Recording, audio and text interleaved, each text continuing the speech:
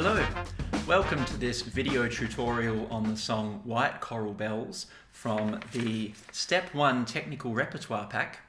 There is a trumpet version, there is a trombone or low brass version available for download and printing at musiclessonswithmrtaylor.com. It's in the resources section if you click on the Continuing Students button. So musiclessonswithmrtaylor.com, resources, and then continuing students, and you will find buttons from there that take you to the Seagull Scales program. Here I have the Step 1 Technical Repertoire Pack. White Coral Bells, the song we're looking at, is right at the back. It's a nice short one, but there is a reason why I've chosen this song even though it's short, and it's not because this is the very first video and I want to be lazy. The extension homework at the end will show why we've chosen this one. Now, very first thing everyone always wants to hear is a demonstration of how the tune sounds. I'm going to play it for you in two ways. The first version of the song is going to be in a classical style. I'm going to ignore the slurs that are on here. I'm just aiming to play it with a beautiful controlled sound in a steady, even subdivision. Ta, ti, ti, ta, for that classical feel. And then the second time I play through it, so once with the repeat in a classical style, then I'm going to pause and play it for you again in a jazzy swing style, and that time I am going to add in some slurs that will make it sound even jazzier. So have a listen to this. This is White Coral Bells.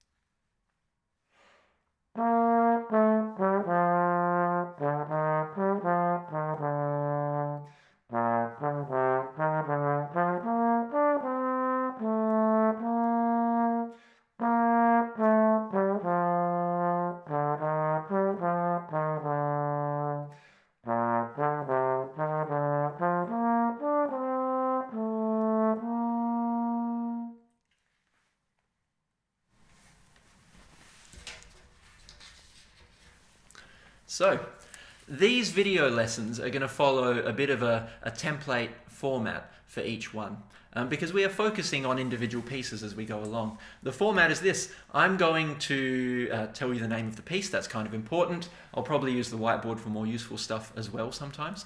I will demonstrate the piece. In this case, there were two different versions of the piece, but typically I'll just play the whole thing from start to finish on trombone or trumpet. If it's a hard piece, I'll probably play it on trombone because I'm a better trombone player than I am a trumpet player. Then we will look at a warm-up exercise that you can use to prepare yourself to play this piece successfully. What I mean by that is that each of these pieces will have a different challenge, and that may be playing high with a beautiful sound, it might be a tricky rhythm pattern, it might be adding slurs or staccato or other articulations or dynamics, but every song is going to have something a bit different that is challenging for the player. So I will come up with a warm-up exercise that you can use for a few days to really master that technique, and then you can do that and it will make you play the song better. Then we will go through the piece and we will pick out the things that typically trip people up. So all of those things I just mentioned, slurs or tricky rhythms or long phrases without many places to breathe, those are the kind of things that we can go through. We can come up with some strategies for practicing them to get better at it. And then hopefully by the end of all that, and after a couple of days practice, you're sounding really good. The final step is really important though. Some of these pieces, there will be recommendations for other music to listen to or other versions of the song that you should look up on YouTube or in Spotify. There might be a bit of research homework that will help you have a better understanding of how this music relates to other music in a similar style or a different style. Or there might be some horrible homework like transpose this up a whole step. Or your singer can only sing this in the key of G, please put it into the key of G for me. Stuff like that. This particular song is very different, so you're going to find out right at the end what your homework is for this. If you get to the point of being able to do it, I would love to see videos of your progress. So let's have a look at a warm-up that helps with this exercise. In the second phrase of the tune, if you're looking at your copy of the music, first phrase, da doo be da, be doo be da. Second phrase starts with do be doo be doo be doo be, and the first 5 notes of that on trombone would be B flat, D, C, E flat, D, F, which is it's kind of like a fragment of a particular scale pattern that we don't practice very often, but if you can master it, will allow you to play a lot of different music a lot better. It is called a scale in thirds because the distance, the interval between the first note, ta, we're going to call that do. Let's speak in solfa because we know that makes our mixed instrument lessons easier. The interval from do to mi is called a third. If do is note number 1, re would be note number 2, mi would be note number 3. Note 1 to 3, we call that a third. And you basically play that pattern, do, mi, ta, ta, then you go down a step, re, fa, ta, ta, down another step from fa takes you back to mi, so, and you continue that pattern from low do all the way up to high do, and then reverse it as we typically do. So you are following a normal scale ascending half and descending half, but you're messing with the order of the notes. Up a third, down a step, up a third, down a step, and you can see what this looks like on musiclessonswithmrtaylor.com. If you go to that same resources page, but instead of clicking on continuing students, there's a button called scale sheets in every key, I think it is, right at the bottom of that resources page. Scale sheets in every key, click on that. Trumpet players can then find the very first file for them, which is called C major TC. TC stands for treble clef because that's what trumpet players read, and some baritone players, if you've started on trumpet and then gone to baritone, you want that one as well. C major TC. And low brass players who started on baritone or trombone, you want to click B flat major BC. Midway down the page, you will find the scale in thirds. Here is what it sounds like. I'm going to sing it for you first. Let's see if I can do it in solfa. There are always things that are going to be a challenge for you. Solfa is still a bit challenging for me. So let's find out how successful I can be at this. I'm even going to try the hand signs because everyone loves to laugh at their teacher. It's one of life's great joys. Here is how I think it should go in solfa, and then you can change it to your particular letter names. C, E, D, F, or B flat, D, C, E flat. Let's see how this goes.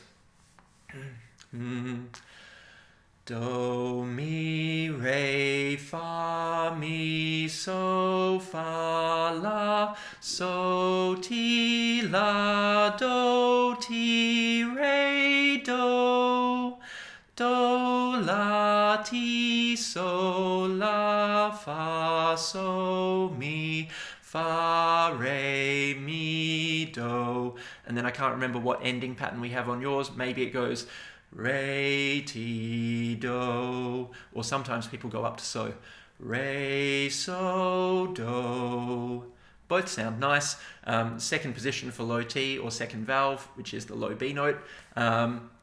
Good luck. I'm going to play it for you, and then you can look it up on that sheet in the scales in every key button or under resources. Have a listen to this.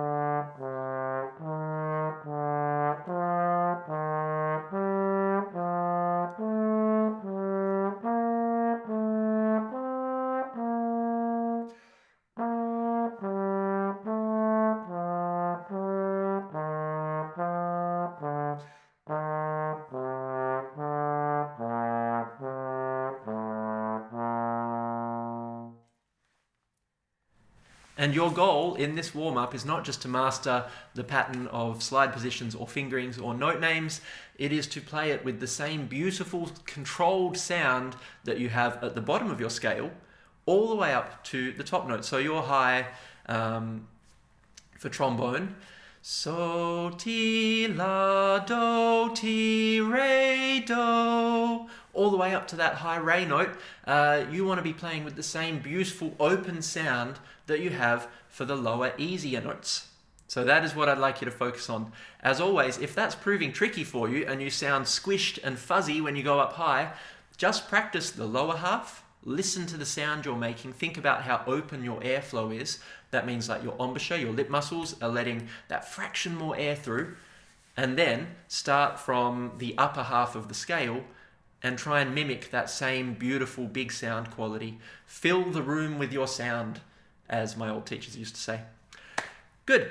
By the time you can play that perfectly, White Coral Bells is going to be so much easier. And no, you don't have to wait until you can play the scale in thirds perfectly. You can go straight to the song after you've tried it, and over a course of days, you will get better and better and better. White Coral Bells. Have a listen to the first half. I'm going to go straight to the swing version, but with no slurs, just because I like the swing feel better. So I'm imagining a jazzy kind of 1 and 2 and 3 and 4. And this is how the rhythm would sound if I was singing it using some of our common jazz rhythm names. Da do be da, be do be da. And that whole phrase, you'll notice I did it in one breath. If that's how I sing it, that's how I want to play it as well. Otherwise I'm going to break up the tune too much. Then, because I'm very clever and I can read my notes, or because I've done some practice and broken it down into little bits and written in any reminders that I need, I can play it on the trombone. Once again, no slurs, but keeping that jazzy swing feel.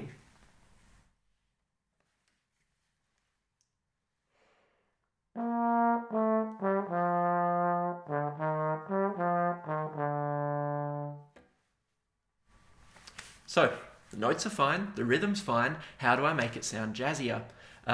First step is I'm going to add some slurs.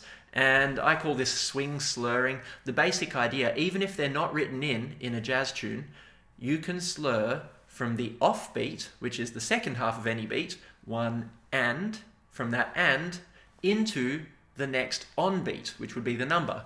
1 and 2 and 3 and 4.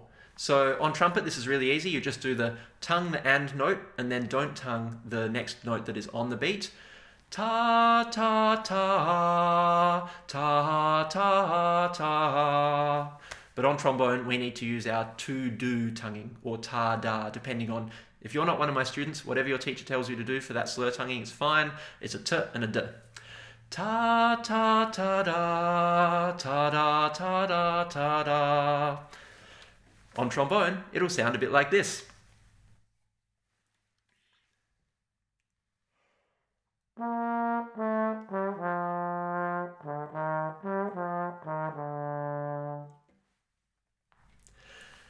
I'm also really focusing on imagining what that first note is going to feel like so that I hit it right on every time. And if you're only in your second or third year of playing, getting that high do, high C for trumpet, high B flat for low brass, getting that note to come out dead on, straight away, with no yeah kind of scooping up or no fuzzy sound, is going to take some imagination. Imagine how it feels and then put it together.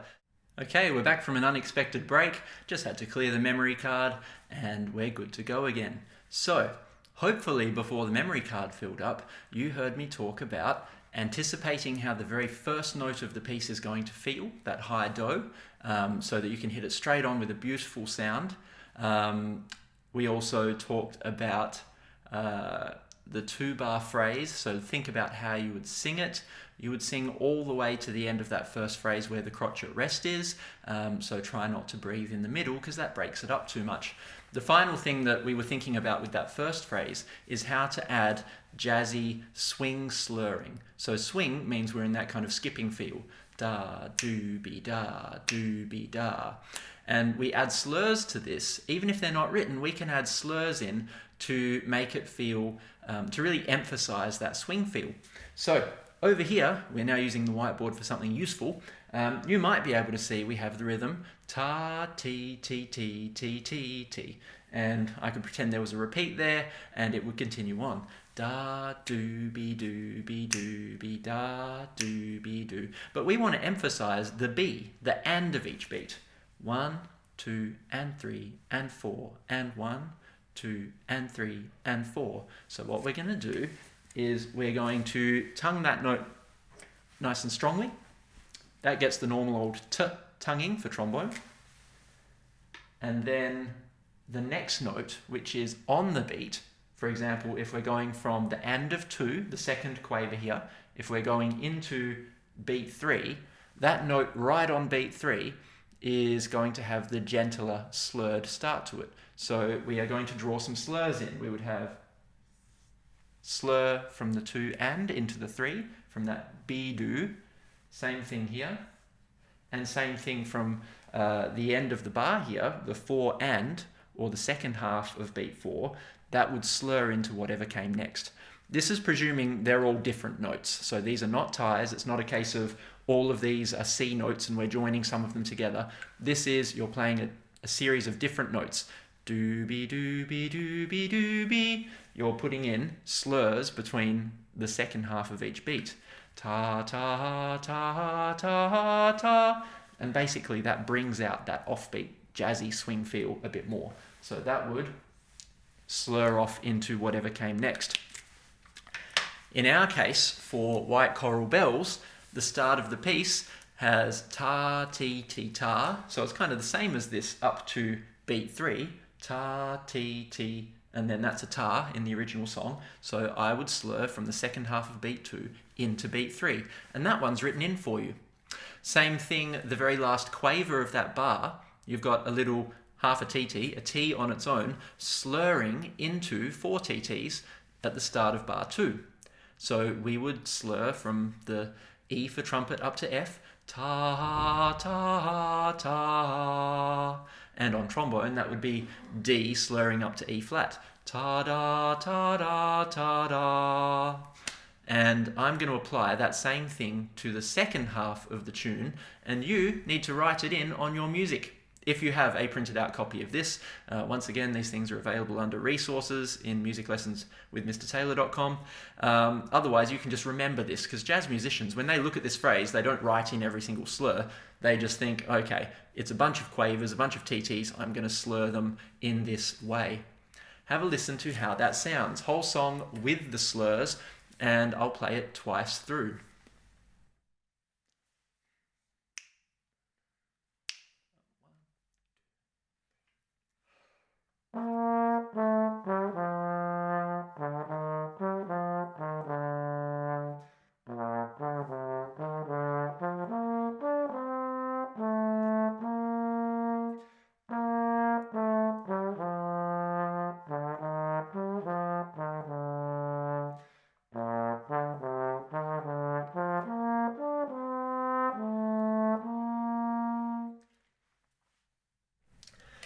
You could make it a bit more energetic than that, you could play it faster, that's fine, but at a slower tempo it allows you to really focus on those slurs, especially if you're still building up your control over the high D note for trombone. That's the high E in that second phrase for trumpet.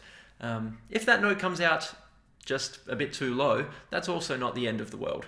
The slur won't work, but apart from that, that will be perfectly fine. So here is your challenge for this tune. Everybody, year 6, year 7, year 8, year 9, year 10, your challenge is to get a good video of yourself playing that tune. You're going to need to set your phone up quite a long way across the room so that you're not too loud, and you're probably going to have to play a bit softer than you normally would. You need a good video of yourself playing that tune at least twice through, probably better if you can do it 4 times in a row. That in itself is going to take a lot of endurance and a lot of lip control to still be hitting the high notes by the 4th time. But here's the fun bit. Your next challenge, once you've got that good video to a nice steady beat, your next challenge is to plug in some headphones and you have to play a duet with yourself, because this piece is a round. There are 2 parts to it. Phrase number 1, and then phrase number 2. So you take your recorded piece, you put your headphones in, or plug into a really loud Bluetooth speaker. That works as well. Hit play, and when recorded you gets up to phrase number 2, the number 2 in a box, that's when real life you starts playing from the beginning. You are playing exactly the same thing, just 2 bars later, and they should mesh together beautifully if your rhythm is accurate and you have a steady beat. It should mesh beautifully and sound amazing. And your parents will think you're wonderful, and then you video you playing with a video. Somehow you'll need 2 devices for this. Video the whole thing, send it to me, and I can say how wonderful you are as well. But it doesn't end there if you're in year 9 or year 10. If you're one of my high schoolers who have the 66 Great Tunes book, here is your additional homework that kind of builds on this. We're going back into the classical realm for this. On page 10, I think it is. What do we got?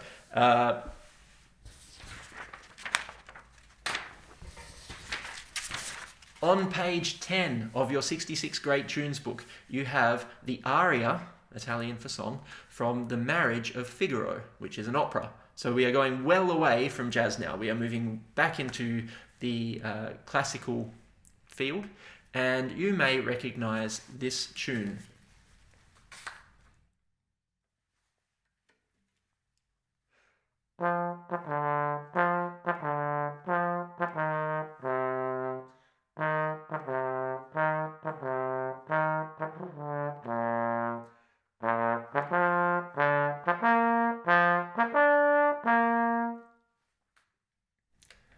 That's enough of that. You may recognize that tune. Your job is to use your clap, sing, play process to work through that tune. The notes will look very familiar, even some of the rising arpeggios.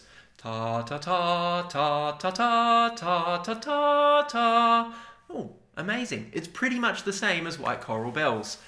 Your job is to make that piece sound good. Once again, if at any point in the next few weeks you can get a video of you playing it accurately and with a beautiful sound all the way up to the high notes, I would love to hear that. So, year 9s and 10s who have 66 Great Tunes, you can get it for trumpet, you can get it for trombone. That is your homework. You get that as well. I can't wait to see the videos of all of these things. I hope it's been super helpful for you. Have fun. Bit of practice each day. I look forward to hearing the results. Thank you.